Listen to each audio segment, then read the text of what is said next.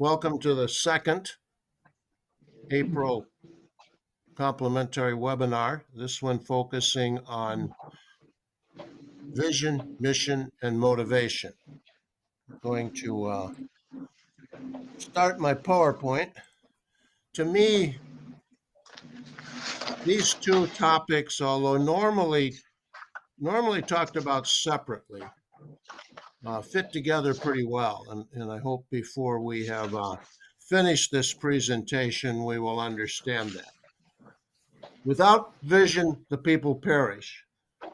This is number of different places are mentioned where this came from.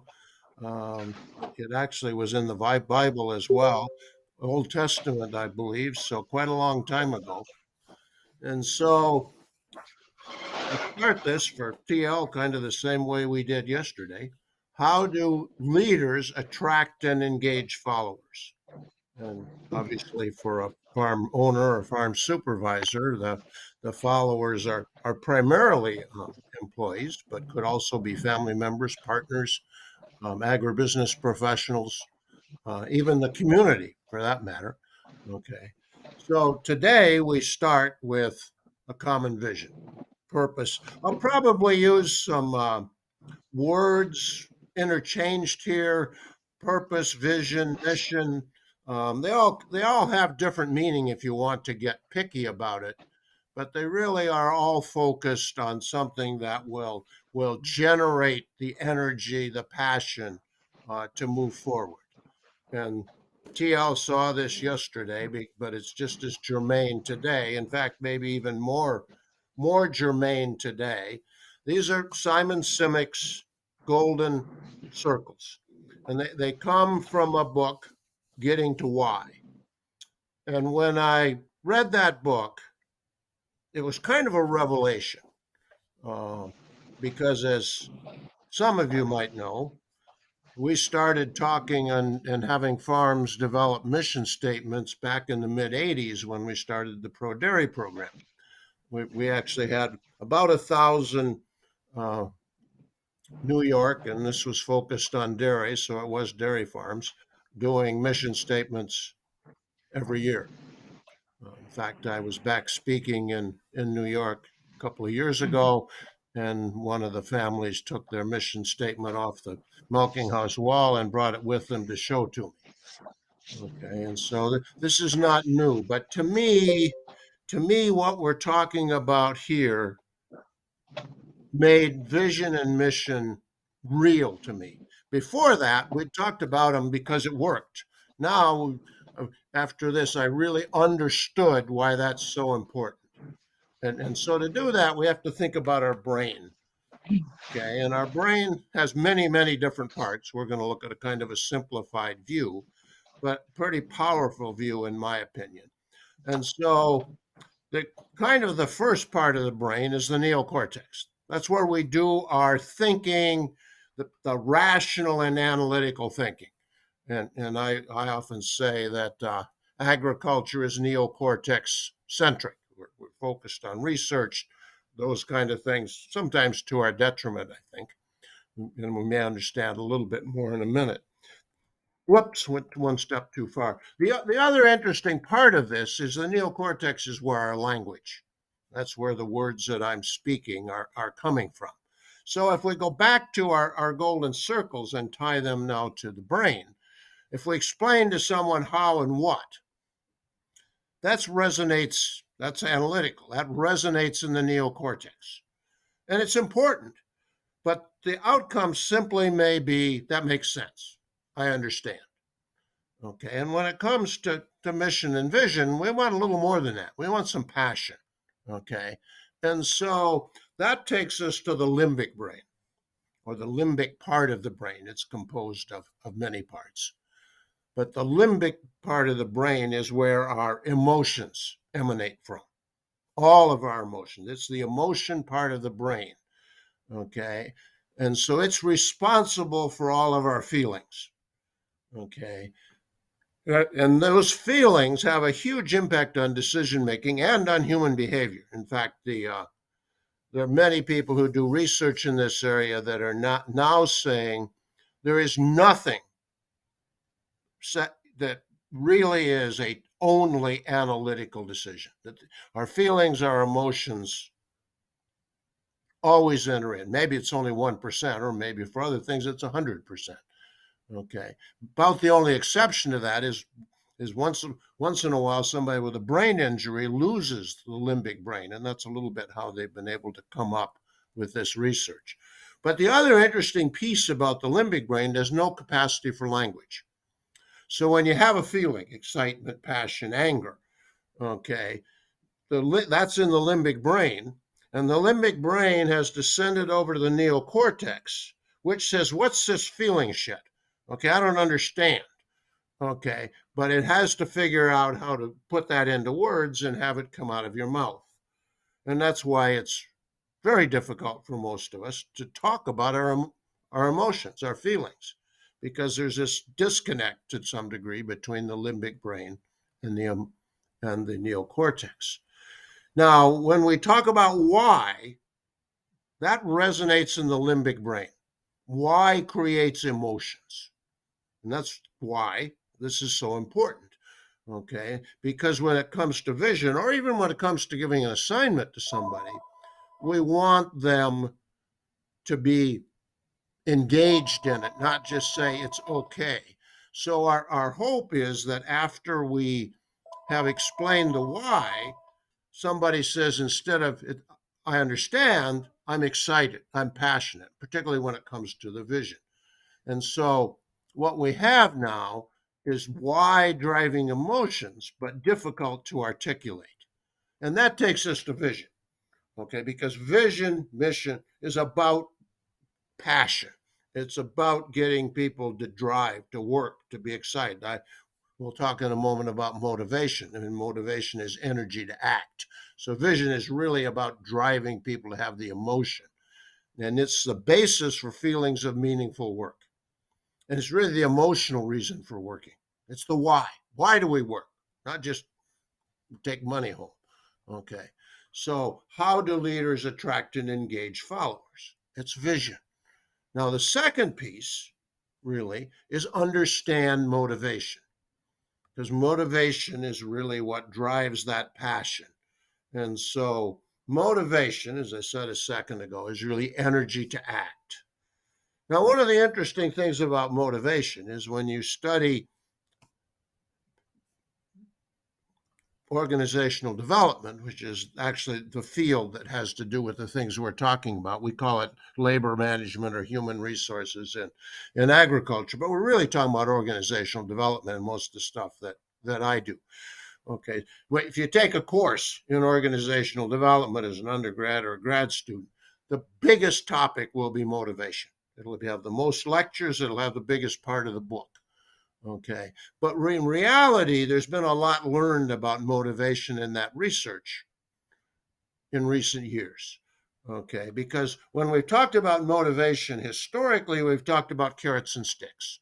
Okay. The carrots are encouragement and positive feedback, the sticks are reprimands. Okay. Now, the interesting thing when you think about it is carrots and sticks are kind of like candy bar. It either gives you some energy to work or some energy to change, but it's pretty well doesn't last very long. Okay. Now, when we talk about more intrinsic kinds of things or optimal motivation, that's more like a steak. Okay. And so and it in the reality, we're going to have a combination of the two, but we really put too much emphasis on the left side and not enough on the right side as we've talked about motivation. So to help understand this motivation stuff, okay, I'm going to ask you three, actually not really three questions. I'm going to put you in three situations. And I want you to tell me how you feel. Put yourself in that situation and tell me how you would feel. So the first one is this. Okay, you've been given a list of items by your significant other to go to the grocery store and bring home. Okay, and maybe you have some big meal coming up or something, or some neighbors visiting, or just out of food. Okay, on the way to the store, you realize you forgot your cell phone. I know none of you would ever do that, but hang with me. You think about, that's no problem. I've got my list. Okay, no big deal. So you get to the grocery store and you start looking at that aisle and you look at your first item and you look at the shelves and there's 3 varieties and 6 sizes and 3 flavors. And you think about, what do I do? So how do you feel in that situation? Just share a word or two with me and remember to unmute.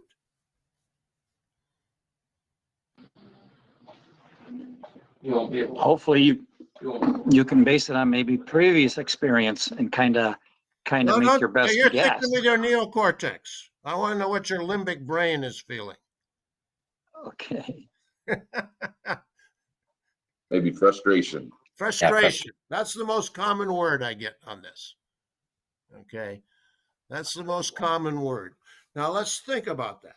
What are you lacking from a motivational standpoint? Well, you're lacking choice. Okay. Now, that seems kind of funny in this example because the problem is you got too many choices, but you're lacking the ability to make a decision out of those choices. And so, choice, then, which is our first of 3 motivators, is the perception we're in control of our actions. Okay, well, you're not. You don't know which one to pick. Okay, so you lack choice. We can also think of choice, particularly now when we're talking about management and supervision, options within boundaries. Obviously, you don't give a first line employee choice on the strategy for the business.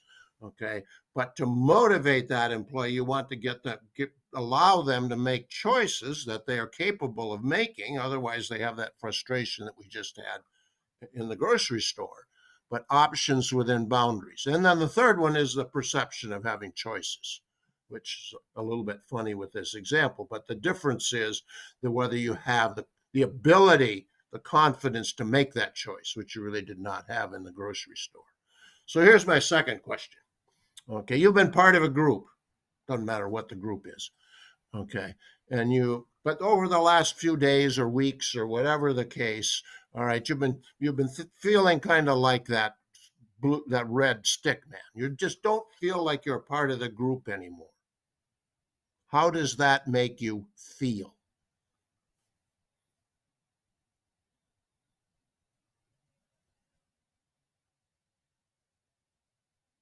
Rejected. Rejected. There's a good word.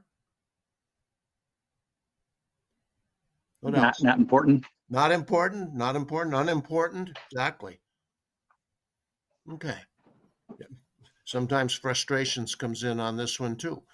In this case, you have lost the motivational thing of connection.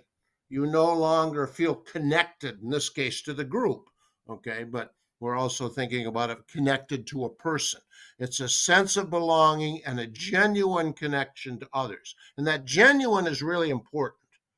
Okay, because with employees, I think they come to work primarily or come to a business with the idea that the owner is really only concerned about them as about how much work they get done.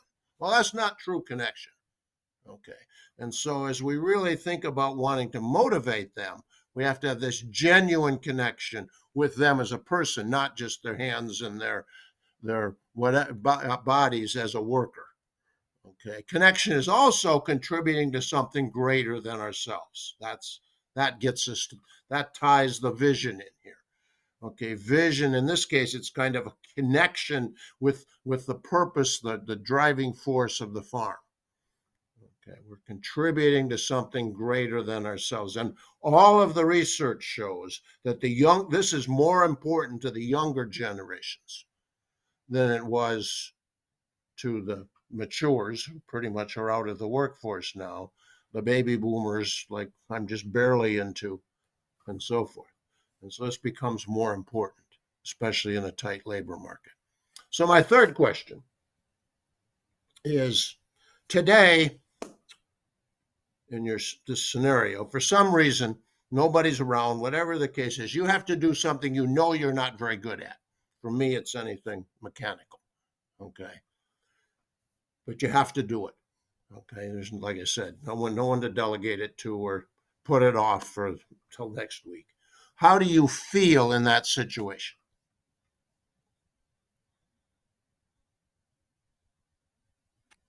Not confident. Not confident, okay? Lack confidence. Lost. Lost, yeah, yeah. I mean, when you aren't really good at something, you just don't feel good about doing it. Okay, so in this case, we have lost or do not have our motivational factor of competence. So obviously, we're going to tie this to training. Okay, to employees really feeling self-confident that they are really experts at the job. Okay, it's feel successful at meeting daily situations and challenges. Okay, so I can fix a toilet, take me 3 times as long as a plumber. Okay, but I don't feel successful. It's something I have to get done. Okay, and so I don't really feel competent to do that. It's also obtaining mastery. Now, this is pretty important in terms of how we do training. Okay, because when we're learning a new task or even a new concept, okay, we really understand that skill. We'll stick with skill for a minute. We understand that skill before we have the self-confidence, the competence really, okay, that we can do that every time exactly right. And so too often in training, we quit when we simply taught the steps as opposed to now providing positive feedback, encouragement to help the employee really obtain mastery, not just understanding it. And that's where true competence is. And the third part of competence, and this gets to what we're doing here today, of course, is feelings of progress and personal growth. I personally believe that everybody wants to grow. Now, some people, just by their history, it's been driven pretty far down into their body. Okay, and it takes a lot of time, maybe. And I think this is even true of owners. Okay, some of you may have read the Learning Edge Monthly a couple of months ago when I expressed my frustration at the attendance at these, which actually has picked up a little bit since then. Okay, but that to me, part of competence is kind of a penchant for development, for getting better. Okay, and then for owners, for employees, and so it's instilling that in the culture. Okay, so these are the 3 human psychological needs. Now, you can read other places in the literature, but most of it will come up with something like these 3. They may use different words. Um, Autonomy is sometimes used for choice. In fact, in the first book that Susan Fowler wrote, that's the one she used. And connection is sometimes called relatedness. Okay, I don't know of any substitute for competence, but sometimes they're a little bit different. But it's pretty amazing how the kind of the leading minds in this area really kind of focused in on what we have here. So now we want to focus back on this slide we had where we said a part of connection is contributing to something greater than ourselves. And that's why we tied vision and motivation, because that motivation is that vision is this part of the connection motivation. So let's think about how do we generate, how do we get action out of vision or mission, something more than written on that piece of paper that the person brought to me from the wall of their milking parlor or milk house. Okay, that's a good start. Okay, and so that's the first step. To me, this vision in action has 3 steps. One is you have to articulate it. We'll talk about each of these. The second one is determine some way to communicate it. That may not be the whole thing. All right. And then use constantly. And this is the one I don't think we do enough of, probably including me. Okay. So detailed articulation. This is actually pretty difficult. Okay. Back to the limbic brain, to the neocortex, to, in this case, a piece of paper or out your words to talk about it. Now, I personally believe that the family farm was the first vision-driven organization on this planet. Okay, but back then, when it was Ma and Pa and the kids, the vision kind of happened by osmosis. Now we got partners, we got employees. Okay, now we have to articulate. We got to be able to communicate it, and that is not easy. Okay, I kind of like the format that's in Full Steam Ahead. This is a Ken Blanchard book, along with Jesse Stoner. Okay, and they actually provide kind of a framework. All right, and we actually used this when I first came to Dairy Strategies. Okay, they have this significant purpose. They call it that instead of mission because they talk about the fact mission is such an overused word. Who are we? This is why we come to work. Okay, is it to provide food for families like ours, or whatever the case may be, or for Dairy Strategies, it's significant providing information and so forth every day. And then it's values. What will guide us on our journey? Okay, what's going to guide us on our journey to this vision? Because vision is a journey, it's not a destination. Now, that's important. Okay, one of the examples that's often given for that is back in the 60s, we had this, what we call a vision of put a man on the moon in this century. That was John Kennedy, before he was assassinated, started that. Okay, well, that really was a goal. Okay, because the NASA program has never returned to the energy and the motivation that it had in that week, in that decade. Okay. So values, what will guide us on our journey? And then this one, I haven't really heard this talked about too many other places, but I think it's kind of useful. Picture the future. Where are we going? What do we want to create? Okay, the significant purpose of the mission is the purpose. What's our vision of what we want to create? So this is kind of a useful, to me, way of articulating it. And you probably will, when you get to step 2, use something simpler. And so I suggest you to sit down sometime and brainstorm ideas about that. This is an interesting quote. I'm pretty big fan of Patrick Lencioni. He's written a number of books, but the biggest one is called The Advantage. Okay, and in there he has this quote: employees in every organization and at every level need to know that at the heart of what they do is something grand and inspirational. Now, just kind of like the picture, it's a little bit pie in the sky.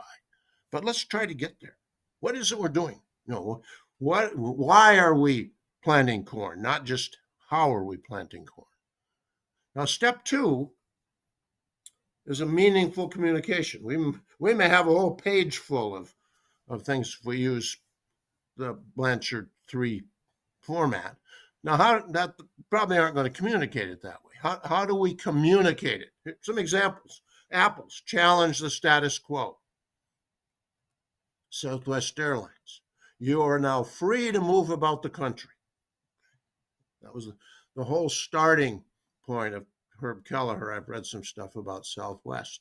He really wanted grandparents to be able, at a reasonable cost, to go and see their grandkids if they were not local. Disney, provide good, clean fun. Okay. My wife and I are big fans of Gopher women's hockey. And there's been an interesting transformation of our coach, who's now been coach for almost 20 years, which is pretty amazing to me. I didn't know we'd been here that long. But several years ago, he did some introspection at the end of the season. And the Gophers had gotten to the Final Four, which is just Frozen Four, we call it, just like the Final Four in basketball is just played, or the women's Frozen Four was played a couple weeks ago, and the men's is going on right now this weekend. We got there, but we didn't win it. And the coach looked at the players, and he looked at their parents, and he looked at the fans, and they all looked like this was a disaster. For me, there was no success in the season. And so he really thought about that a lot. And he said, winning's important, but that's an outcome, not the destination. And so he developed 4 values: tough, grateful, disciplined, devoted. They're all over Ritter, which is where they play. Okay. And what he said is, if we follow those values and the systems, you have systems, plays, they call them in hockey, you have systems of corn and cows and all of that, the wins will come. It's a little bit like Ken Blanchard saying, it's hard to play tennis if you're looking at the scoreboard. Okay, the score is an outcome. It's not the destination. And so to me, that was just a fabulous example of what we're talking about. The second one or third one or whatever that I saw is my wife and I were on a Rhodes Scholar program in New England, and it had to do with railroads. And the leader of this company called Hobo Railroad in New Hampshire was talking to us. And Hobo Railroad, obviously, you can go on a train ride, but they also have a place for rides and swings and so forth where people can play while they're waiting to get on the train or gotten off the train. And the owner of this Hobo Railroad was walking around visiting with people before they got on the plane one day, and he started talking to a dad who was there with his two sons.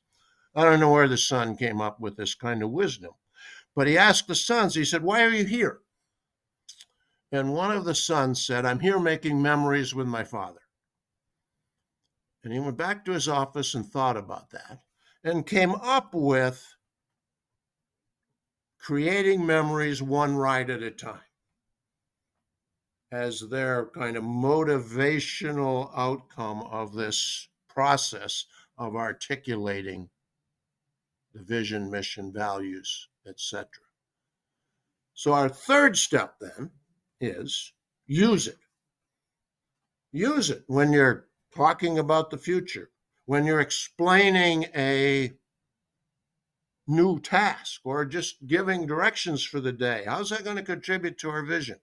When you have to give someone a reprimand, or I would like to call it a choice to improve, talk about in terms of values. Maybe they violated one of the values of our organization. Talk about those. Talk about it when you're making decisions. We made the decision because it's consistent with our vision and it represents these values in recruitment and selection. Okay. We want to recruit people who will engage in our vision. They may not look like us. That's okay. All right.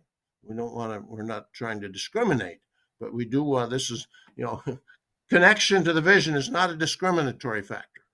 Okay. Onboarding, huge in onboarding.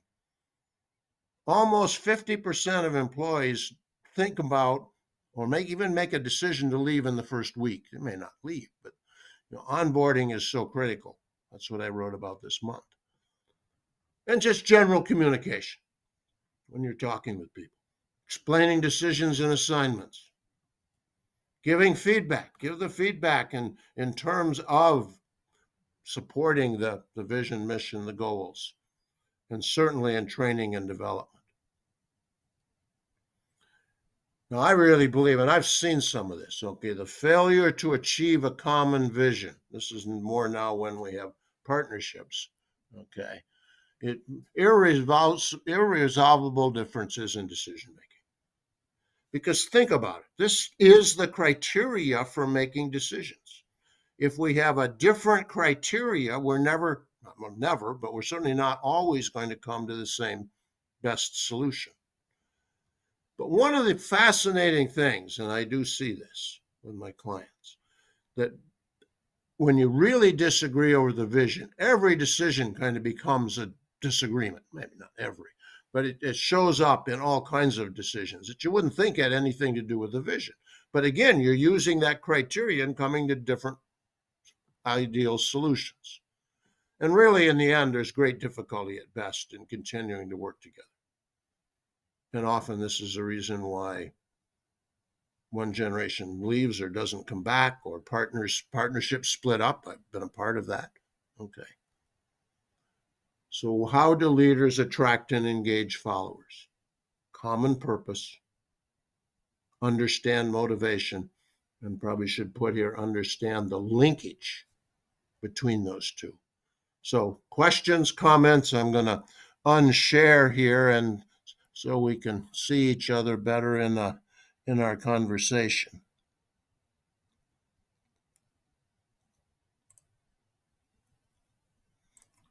Okay, questions, comments, thoughts, arguments, disagreement with me?